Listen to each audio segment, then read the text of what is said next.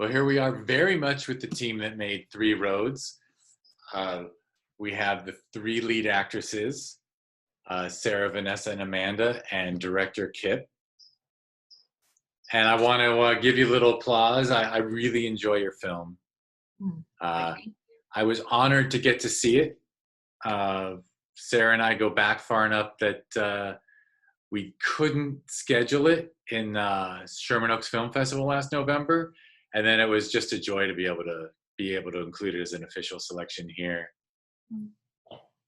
I really like it, and I think this is a really high compliment from me, is that it reminds me of just those superb, like ultra independent films of my era, like the late 80s, early 90s, the Hal Hartley and early Spike Lee, and just the stuff where people said, screw it, we're making a movie, we're not going to sit around and ask thousands of people for $10 each.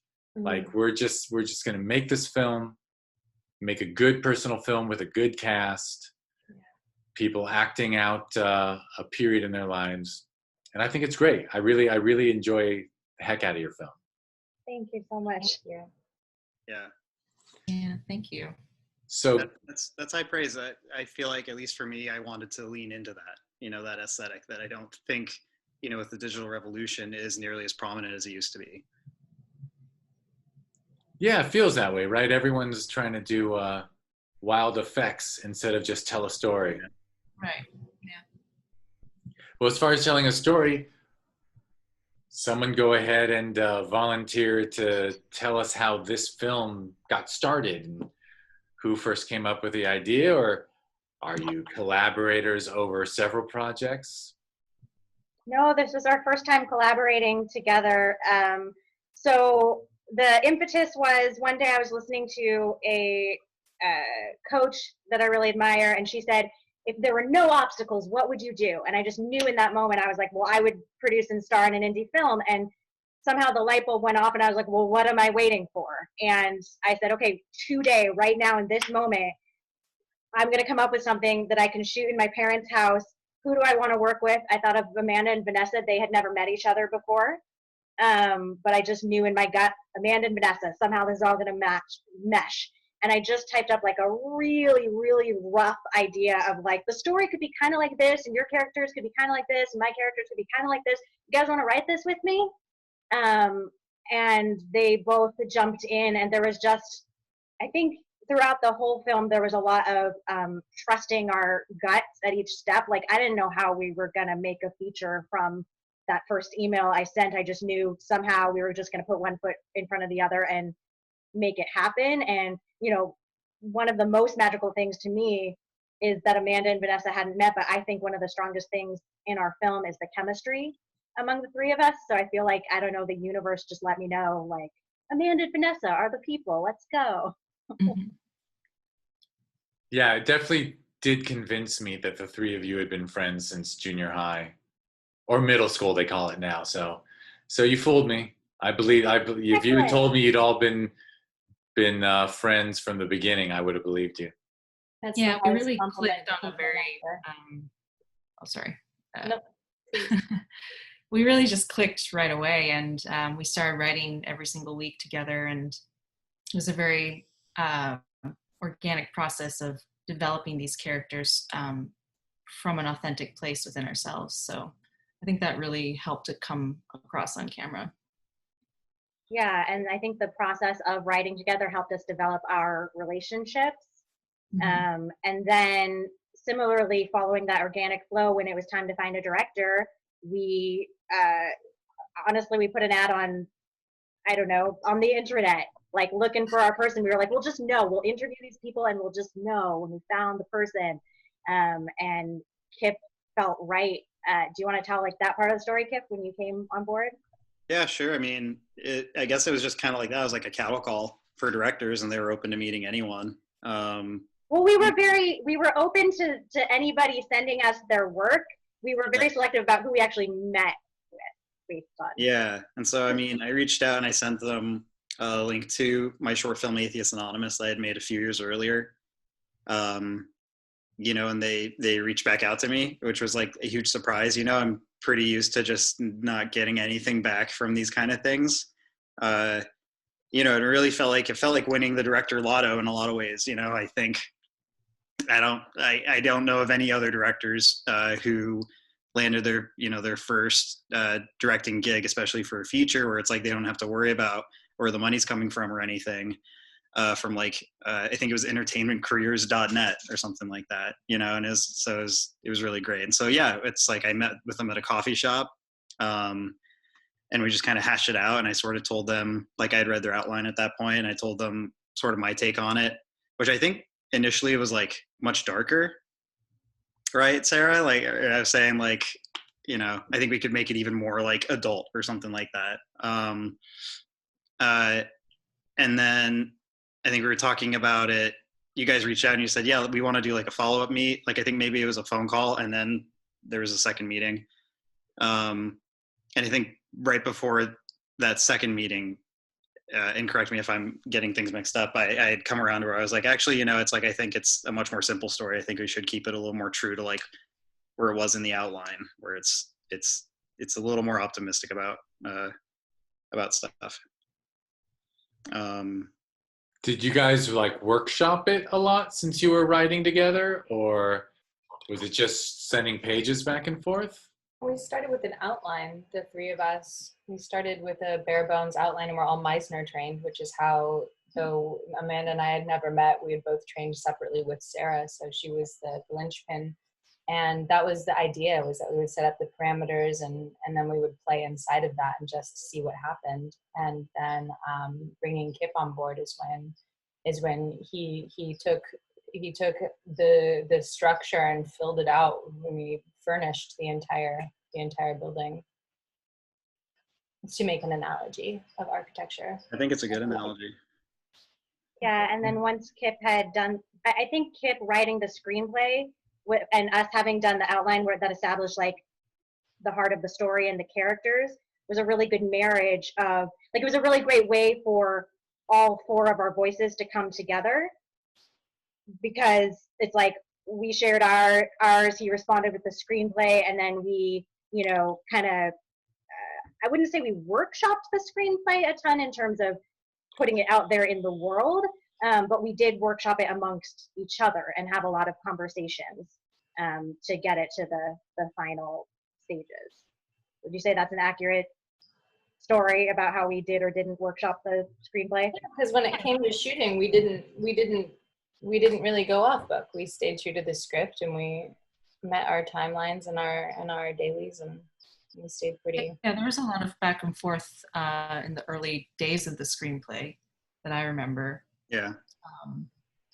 So there was definitely a good like kind of pull and push in terms of certain scenes, and I think that shows really well in what the final product was. It's really we all felt really strongly about certain themes and certain plot points. So yeah, I would say I would describe it as a pretty normal relationship between a director and producers, and then director and actors, in that order. It's like, when it was like the early phases, like leading up to getting ready to shoot, it was a director talking to his producers about story problems and them voicing their issues with how these things go, and us both floating ideas on how to solve those problems. And then when we started, it kind of naturally segued into, from that to like more of like an actor rehearsal kind of a workshop where, we're reading scenes, and like, now that I'm hearing dialogue out loud, I'm changing stuff around or saying, oh, we don't even need this whole swath of dialogue anymore. Right. I would say we definitely workshopped a lot in that sense. And, a lot of it changed on set too while we're filming, just logistically, because we were not at the location we thought we would be or something. Or again, I'm realizing, oh, this scene takes way too long and there's no reason for it to. Can you tell the awesome story about the urn scene on the table in the diner? Should I tell him about it? Is that what you said? Yeah. Well, yeah, sure. I mean, that's a really good example of just trying to make lemonade. We originally, the scene at the beach where they show up and they secretly want Sarah's character to spread her father's ashes. I had written it for like a sunny day, like they show up and they're having a nice beach day and they spring it on her. And so we had showed up on location, which was like, 45 minutes away from where we were stationed. And it was really gloomy that morning, which was great for like the opening scene that we shot the same day with Beth and Nate. And we shot that in like, I don't know, half an hour or something, or an hour maybe.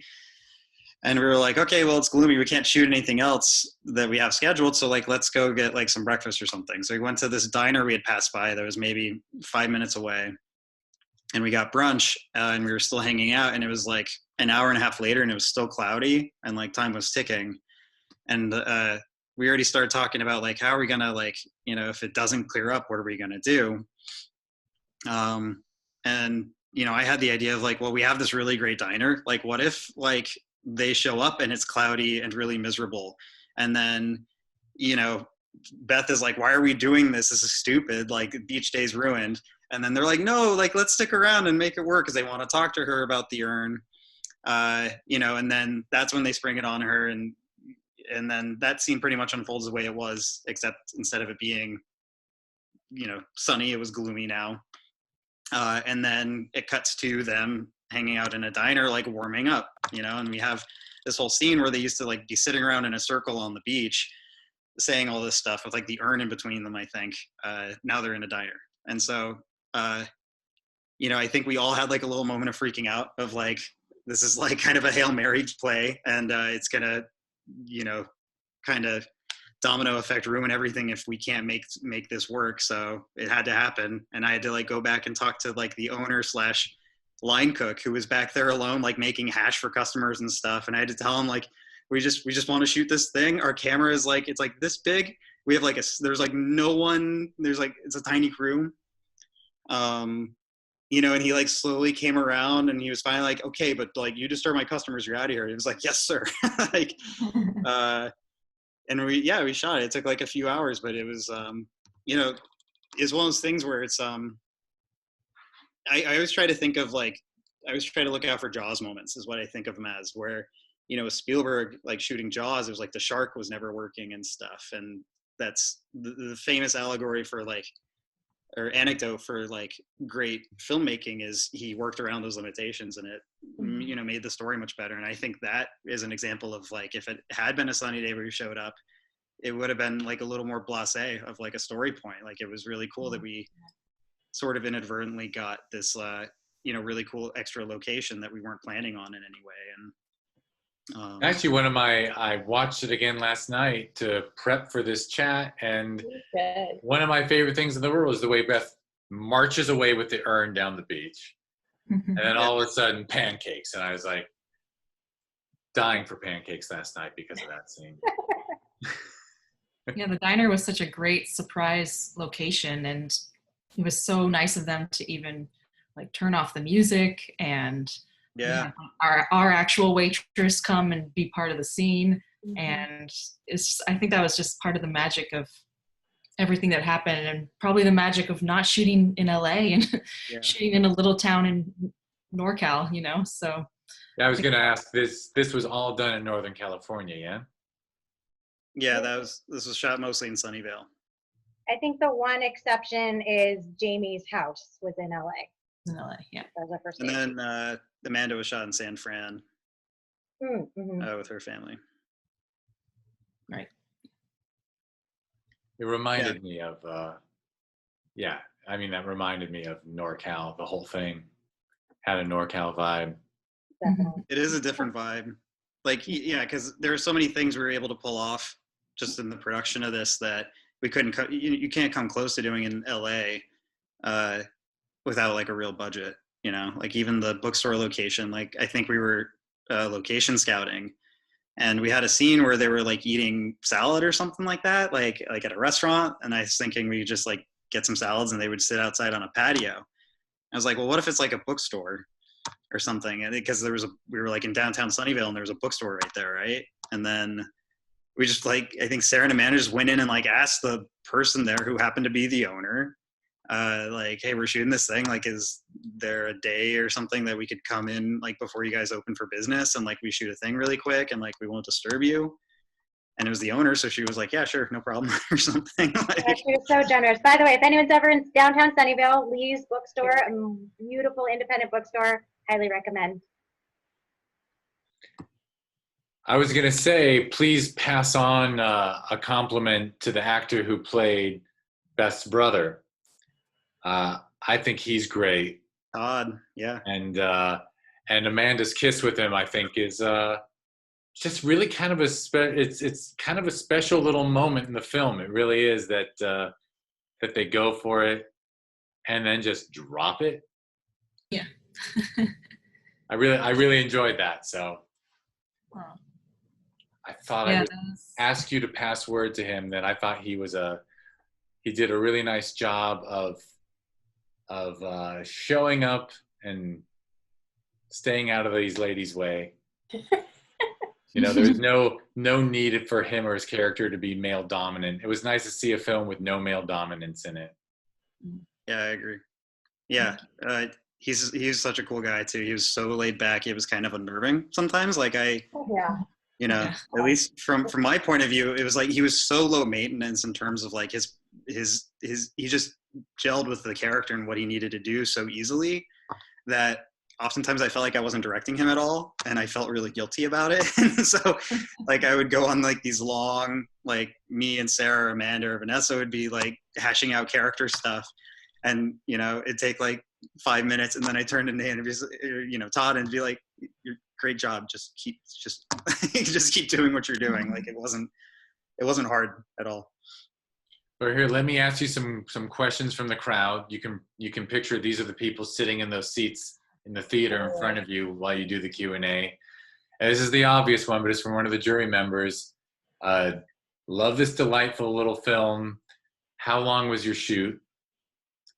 And how long was pre and how long did post take you? Anyone remember? I don't know. I think the shoot was it 12 days long, you guys? It was 14 days, 14 including days? like a day off, like one day off. Mm-hmm. Yeah. Yeah, I think it was 14 days.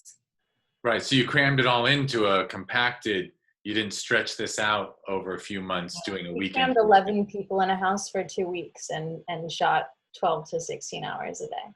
Wow. Yeah, all living, eating, working in the same house. And that house, like it looks immaculate on camera, but every single time we had to shoot in one room, we had to move everything like to the other rooms. There were like piles of, you know, because there were always people living there. Yeah, I was sleeping on an inflatable mattress behind the sofa that Amanda wakes up on in the morning. That one scene, like. Cool. Did it feel like sleepaway camp? Yeah, that's a very accurate way to put it. Yeah, it did, and it was very like we packed in every single thing that we could, and there really wasn't a lot of breathing space in the days or amongst each other. So yeah, it was a film intensive. It was really wonderful for all of us, and it was accelerated learning. Yeah. The diner scene is par for the course for exactly that. It's like what do? You pivot. We have to make this moment. We've got to get these shots today. What do we do? And you know, necessity is the mother of invention. Mm-hmm. And were there no pickups? You got everything you needed in those 2 weeks? Yeah, the only thing I needed to like do a pickup on was I forgot, or I didn't think I needed an insert of I think it was more I knew I could get it at any point, so I didn't worry about it the day of, but it was the shot of like Sarah calling on Amanda's phone, or Beth calling M. Yeah, and so like Amanda owns that camera, that's her camera, so I think I just showed up and like we just recorded it on an SD card of mine really quick a couple weeks after we'd finished shooting. Yeah, I mean, post-production, what like... I know I'm avoiding answering that question because I was like, well, both pre-production and post-production went on for months and months because when you don't have money, but you have people who can volunteer their time, it's going to happen in the time that it takes, like around people's schedules. So like the original writing of the script, like at first the three of us, or of this outline, I mean, the three of us could only meet like every 2 weeks or so, and you're like, well, we're just gonna put that date on the calendar and make it happen, and You know, slow and steady wins the race. So I don't, many months. I don't quite remember. I mean, I can say that, you know, it probably took me like 3 weeks or something to have a rough cut, with like temp music and all that stuff. And then probably another month till we got to like picture lock, I would say. Just iteratively. Did you have a running length in mind, or was it really you're just going to tell the story? And yeah, I wasn't going to worry about it. I figured, you know, it was a full script. You know, it wasn't like there wasn't like a thing where it was like there wasn't a scene where it was like we improvised this whole scene, and so like, you know, it was all very written out, and it was a normal length screenplay, and so I was like, it'll just land where it needs to. It is shorter than I expected it to be based on the script. Yeah. I don't know why. Maybe we just more dialogue than car chases. Right. Yeah, maybe. I do remember I kept pushing, and I think, you know, when I wrote it, and I think I had this very much in mind while we were filming, I had like binge watched Seinfeld for the first time. I hadn't seen it before that. And I think that was kind of in my brain, was like, we need to keep it like going. We need to keep it moving. And so I kept pushing the ladies to like have the dialogue kind of airtight, like kind of not a lot of gaps and rethinking and stuff like that. And maybe that has something to do with it. You know, the humor is really, I mean, obviously all three are talented at comedy, but honestly, it's funny. Maybe it's from watching it more than once, but it really is those sincere moments between them, whether it's Amanda's character asking Vanessa's to like be thoughtful for a change, or Sarah's character, you know, pleading with, why can't we make a go of this? I think actually the sincere stuff hits me harder now. I think you have some genuine emotion going on in your story, which is nice, which is you don't always get. That's very nice to hear. From the films that are focused on, like, you know, can the vampires beat the werewolves? That's our sequel, you know. That's the next version. Vampires and werewolves invade Sunnyvale. Fight choreography in the next one, so.